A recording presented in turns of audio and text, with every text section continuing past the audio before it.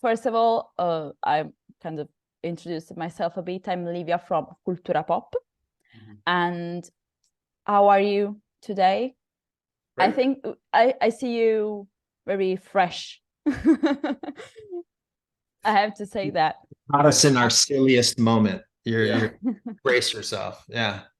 Yeah, I'm here in the dark in a room because I'm in Lucca. I'm at Lucca Comics and Games. Oh. What is Lucca Comics and Games? What is that? It's like the Comic-Con. Oh, okay, that's okay. Oh, awesome. Yeah, but like in everywhere in the city, so it's a bit tiring to go everywhere. Oh, how cool! That's cool. And I would like, I know we don't have much time, so I'm gonna start with the questions. Otherwise, we go for an hour talking. I would love to, but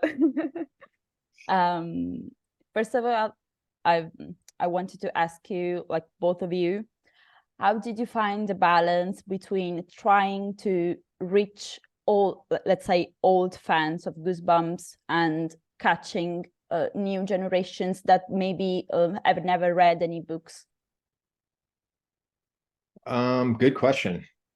Thank you. I mean, we wanted the show to be for people who love Goosebumps and are obsessed with it and have read every book, but also for people who'd never even heard of it, you know. And so it was just, you know, we're drawing on 6 or even more stories, you know, from the books. And if you've read those books, then you're gonna notice them and be excited to see them. But if you haven't, they're, you know, one of the great things about the Goosebumps books is they're very universal and easy to understand. You don't have to have read any of them to understand the kind of tropes and the kinds of stories that are in them. And so it was, you know, just using the source material, I think, did both. So, and we also when we just started figuring out what the show could be, we wanted to age up the characters for those reasons, because we knew fans of Goosebumps were now in their 30s and 40s. So we wanted to make sure we were hitting an audience of adults without kids, as well as younger teens. We wanted a bigger audience,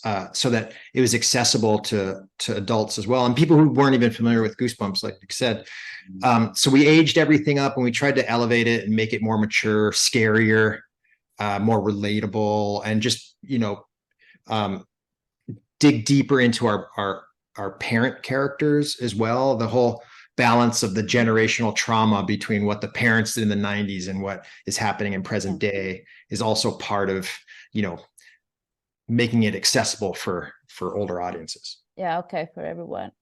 And this time you didn't choose you didn't choose an anthology, which is pretty far from, let's say, Goosebumps concept.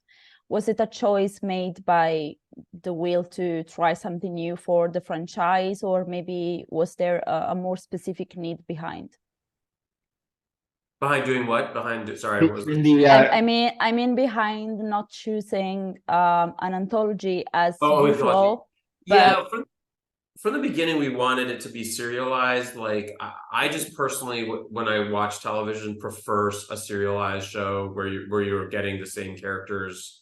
This, you know, it's, you know, there are great anthology shows out there, but I just like to fall in love with characters and get to know them and get to reveal who they are over the course of a number of many seasons. You know, it's just that to me is what's so fun about television, you know. And so from the very beginning, we were like, we didn't want it to be anthologized. We wanted it to be serialized, and that made it very different than the books. The books are all an anthology, and so that kind of was besides aging up, that was the big difference between the books and the TV show. And there was a TV show back in the 90s that was an anthology that people still love. Yeah. It still plays, and there was no reason to just do the same thing. We wanted to do something fresh and give a whole new take on Goosebumps to fans and people who don't know Goosebumps at all. And I think you did it, because I think this is the first time where we see like a more deep story, like the personalities of the characters are deep and there is more construction. So I think you totally reached your purpose.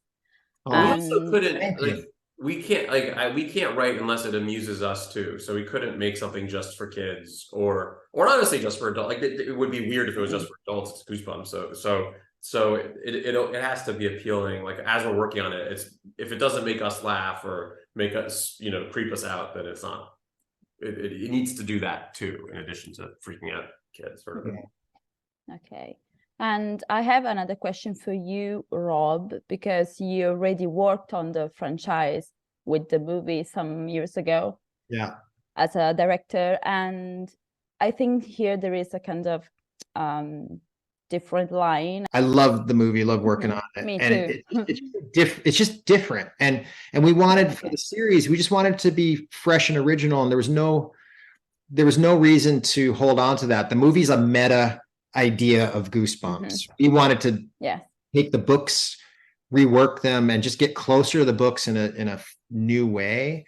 And because we just wanted to be darker this time around. And we both have teenagers, and we're kind of watching the world through their eyes a little bit. And the world's a scary place right now. And it's hard, and there's like serious things going on, and they're dealing with serious stuff. And so the themes are just more mature by nature, but I think it lent itself to be more universal as a result. And that was exciting coming off the movie to be able to do that. And there's a little more freedom in TV. I was surprised. Movies, you have to design them for the marketplace. And a movie like that had to really be an Amblin, more family type of movie. Whereas on the TV show side, Disney was kind of amazing. They allowed us to be more mature, and they encouraged us to be more mature.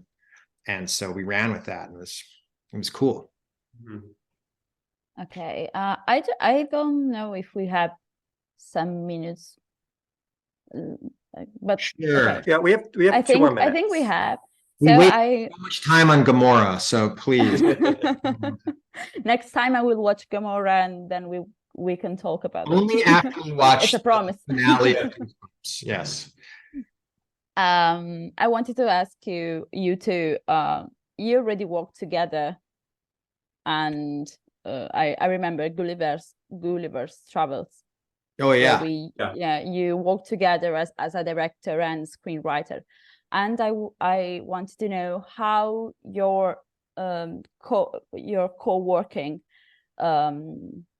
affected this new project together. Like how do you work together, and how I don't know how to say that, but the previous co-working did make it like more easier or more challenging or something like that? Are you wondering why we wanted to work together ever again after? I love working to work with you again, man. By the way, it wasn't just Gulliver's Travels. I feel like, Nick, we worked together like every other year. Yeah, we work together a lot. Yeah. We work together a lot. We both have the same tone. Like we both there's a tone that we don't have to, like we kind of have to explain it to other people, but not to each other. I mean, it's we both love comedy and want stuff to be funny. But that's because we both think that comedy, and kind of putting words in your mouth, Rob, is more honest. It's a more honest way to view the world. Like when something is just serious, I a little bit call BS on it and think it's like not totally honest, even something in the horror genre. Like if I saw a ghost, my reaction would be comedic. It wouldn't be just like, oh my God, I saw a ghost. I would probably scream, and then I would tell everyone I knew that I saw a ghost, and I would embellish the story about how I saw the ghost, whatever, So I think that there's a tone that Rob and I share, so that when this project first came in, because he'd worked on the movie, when he called me, it was I was instantly like, yes, I'll do anything, because we both, kind of speak the same tone. We both have the same tone in mind when it comes to this stuff. It's amazing we get paid to hang out together. Yeah. That I don't know why people put up with it. It's literally just so we can hang out and be friends, I think. Yeah, exactly. But also, I mean, that was a long time ago, Gulliver's, but to me, it's always about like working with people you like is the only way you can make it through this industry and not go insane. It's so hard. So I love working with Nick. We've worked on plenty of things together, and you try to gather, you know, people that you like to work with around you and keep going. That's just sort of the best way to. Yeah, like Hillary, who ran the room, is like also has the same tone and totally got it. There was no having to explain it to her. And like, you know, when I think about some of the writers like James Egan and Mariko, like they're the same. It's like there's a tone that like that is a little challenging because this show is both, it's scary, but it's also funny, but it's also dramatic, and it's doing a lot of stuff. And it's not to say that that hasn't happened before in television, but usually things are either scary or they're funny, or, you know, and we wanted to combine all these things, and you kind of need people who just totally understand what that is. Yeah. Okay, guys, I thank you very much. I think our time is almost over, and I want to say goodbye properly. Thank you very much, and I wish you all the best. And I'm watching the TV show, of course, and I wanted to say that I'm very enjoying it. So congratulations, and I wish you all the best. Thank you. Very nice. Goodbye. Thank you.